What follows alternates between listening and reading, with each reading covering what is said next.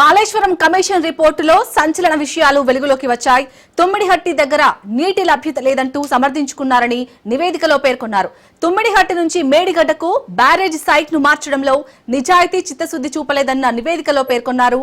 3 బ్యారేజీల నిర్మాణానికి కేబినెట్ అనుమతులు లేవని రిపోర్టులో వెల్లడైంది.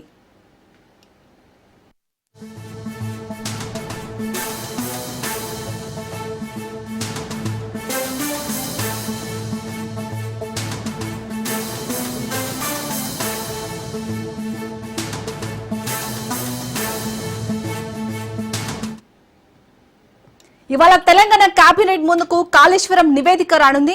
నివేదికపై అధ్యయన కమిటీ పరిశీలన ముగిసింది. బాధ్యులపై క్రిమినల్ ప్రాసిక్యూషన్ కు కమిషన్ సూచించింది.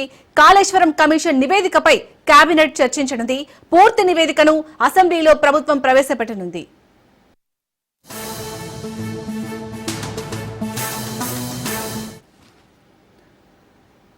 ఇదే అంశానికి సంబంధించి మరిన్ని అప్డేట్స్ మా ప్రతినిధి రాజు అందిస్తారు. రాజు, మొత్తానికి కాళేశ్వరం కమిషన్ రిపోర్ట్ లో ఏమనుంది? మొదటి నుంచి బీఆర్ఎస్ కూడా కేసీఆర్ టార్గెట్ గానే ఈ కమిషన్ రిపోర్టు ఇవ్వనున్నట్టుగా తెలుస్తుంది అని కూడా బీఆర్ఎస్ ఆరోపిస్తుంది. సో ఈ నేపథ్యంలో అసలు ఈ రిపోర్ట్ లో ఏముంది, అలాగే బీఆర్ఎస్ వ్యూహం ఎలా ఉండబోతుంది దీనిపై?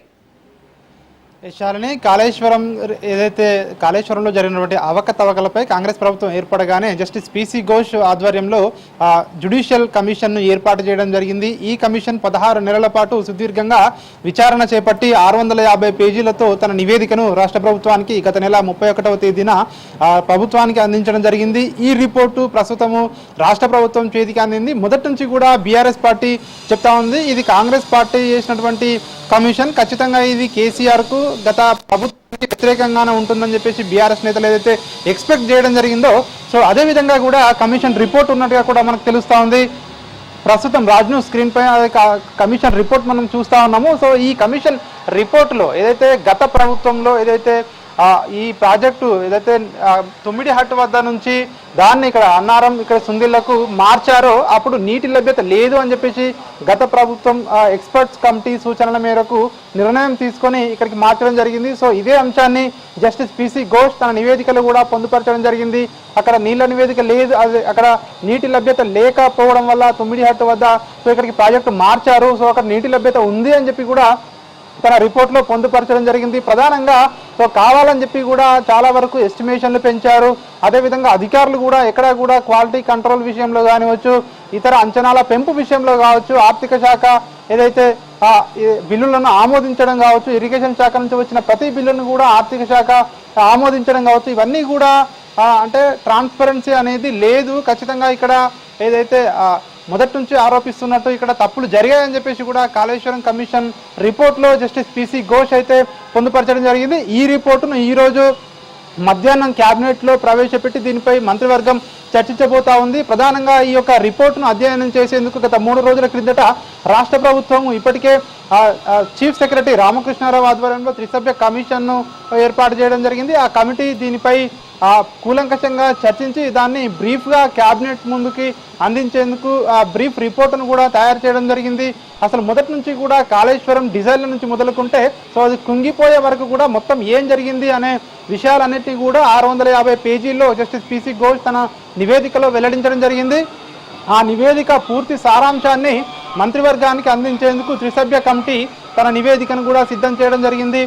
మరి కాసేపట్లోనే మంత్రి ఉత్తమ్ కుమార్ రెడ్డి ముఖ్యమంత్రి రేవంత్ రెడ్డితో భేటీ కాబోతా ఉన్నారు. ఈ యొక్క బ్రీఫ్ రిపోర్ట్ ఏదైతే ఉందో ఆ రిపోర్టును ముఖ్యమంత్రి రేవంత్ రెడ్డికి అందివ్వబోతా ఉన్నారు. అదేవిధంగా క్యాబినెట్లో చర్చించబోయే నోట్ పై గురించి కూడా ముఖ్యమంత్రి రేవంత్ రెడ్డితో మంత్రి ఉత్తమ్ కుమార్ రెడ్డి చర్చించబోతా ఉన్నారు. మధ్యాహ్నం 2 గంటలకు రాష్ట్ర సచివాలయంలో దీనిపై చర్చ కూడా జరగబోతా ఉంది. అయితే జస్టిస్ పిసి ఘోష్ సూచించినటువంటి సూచనలు ఏ విధంగా ఉన్నాయి, అదేవిధంగా ఆయన కొన్ని సూచనలు కూడా చేయడం జరిగింది. గతంలో ఎవరైతే దీనిపై తప్పులు చేయడం జరిగిందో వారిపై క్రిమినల్ ప్రాసిక్యూషన్కు ముందుకు వెళ్ళాలని చెప్పి కూడా జస్టిస్ పిసి ఘోష్ తన నివేదికలో పొందుపరచడం జరిగింది. అయితే రాష్ట్ర ప్రభుత్వం ముందుగా ఏం చేయబోతా ఉంది అనేది ఇక్కడ ఉత్కంఠగా మారింది. ఎందుకంటే నేరుగా ఈరోజు క్యాబినెట్లో చర్చించి దీనిపై ఏదైతే సిట్ వేస్తారా, లేదంటే ఏసీబీ విచారణకి ఇస్తారా, లేదంటే అసెంబ్లీలో చర్చించిన తర్వాత, ఎందుకంటే అన్ని రాజకీయ పార్టీలకు అందరినీ ఇందులో అందరి ఎమ్మెల్యేలను భాగస్వాములను చేసి అందరికీ రాష్ట్ర ప్రజలకు మరొకసారి తెలిసే విధంగా కూడా దీనిపై పూర్తిగా చర్చించాలని చెప్పేసి కూడా కొంతమంది ప్రభుత్వంలో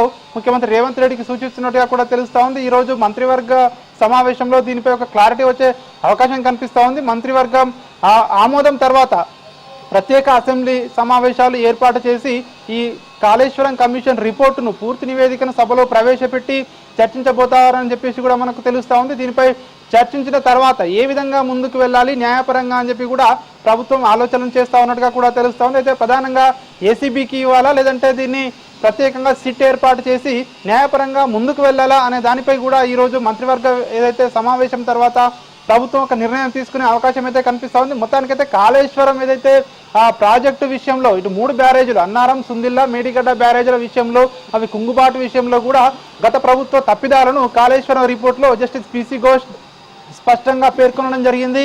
అప్పుడు ఏదైతే క్వాలిటీ కంట్రోల్ చెక్ విషయంలో కావచ్చు, ఇతర అంశాలలో కానివచ్చు ఎక్కడ కూడా నిబంధనలు పాటించలేదు. చాలా వరకు నిబంధనలు ఉల్లంఘించారు. ఇందులో అధికారుల తప్పిదం కూడా ఉంది. అప్పటి ఇంజనీర్లు, ఇరిగేషన్ అధికారుల తప్పిదం కూడా ఉంది. అదేవిధంగా నిర్మాణ సంస్థ కూడా దీనికి బాధ్యత వహించాలని చెప్పేసి కూడా తన నివేదికలో జస్టిస్ పిసి ఘోష్ పొందుపరచడం జరిగింది. అదేవిధంగా ఏదైతే ఇప్పటికే కుంగిపోయినటువంటి ఏదైతే ఈ కాళేశ్వరం ప్రాజెక్టులోని కుంగిపోయినటువంటి బరాజులు ఉన్నాయో ఆ బరాజుల నిర్మాణం మళ్ళీ వాటిని రిస్టోరేషన్ చేసే బాధ్యత కూడా నిర్మాణ సంస్థది అని చెప్పి కూడా ఆయన తన నివేదికలో పొందుపరచడం జరిగింది. మరి దీనికి సంబంధించి ఇప్పటివరకైతే నిర్మాణ సంస్థ ఏదైతే నిర్మాణ సంస్థ గతంలోనే కాంగ్రెస్ ప్రభుత్వానికి స్పష్టం చేయడం జరిగింది. 3 సంవత్సరాలు దాటిపోయింది, ప్రాజెక్ట్ నిర్మాణం దాటిపోయి, సో దీనికి మా బాధ్యత లేదు అని చెప్పేసి కూడా గతంలోనే ప్రభుత్వానికి తన నివేదికను సమర్పించింది. సో మరి ప్రస్తుతం ప్రభుత్వం ఏం చేయబోతా ఉంది, ఈరోజు క్యాబినెట్లో ఎట్లాంటి నిర్ణయాలు తీసుకోబోతా ఉన్నారు, ఈరోజు క్యాబినెట్లో పూర్తిగా దీనిపై చర్చించిన తర్వాత అసెంబ్లీలో పెడతారా లేదంటే నేరుగా చర్యలకు ఉపక్రమిస్తారా అనేది మాత్రం ఒక ఉత్కంఠ అయితే కొనసాగుతా ఉంది. మొత్తానికైతే జస్టిస్ పిసి ఘోష్ కొన్ని సూచనలు అయితే చేయడం జరిగింది. గత ప్రభుత్వంలో కాళేశ్వరం ప్రాజెక్టు నిర్మించడం జరిగింది. సో దీన్ని ఖచ్చితంగా ఇందులో నిబంధనలు పాటించలేదు, అందుకే కాళేశ్వరం ప్రాజెక్టు కుంగిపోయిందని చెప్పి కూడా తన నివేదికలో జస్టిస్ పిసి ఘోష్ వివరించడం జరిగింది. ఆ సూచనల మేరకు ప్రభుత్వం కూడా ఆయన ఇచ్చినటువంటి సూచనల మేరకు అదేవిధంగా న్యాయపరంగా ఉన్నటువంటి ఇవన్నీ కూడా చూసుకొని ప్రభుత్వం ఈరోజు మంత్రివర్గంలో ఒక నిర్ణయం తీసుకొని ముందుకు వెళ్లే అవకాశం అయితే మనకు కనిపిస్తా ఉంది. Shalini. Right, thank you Raju.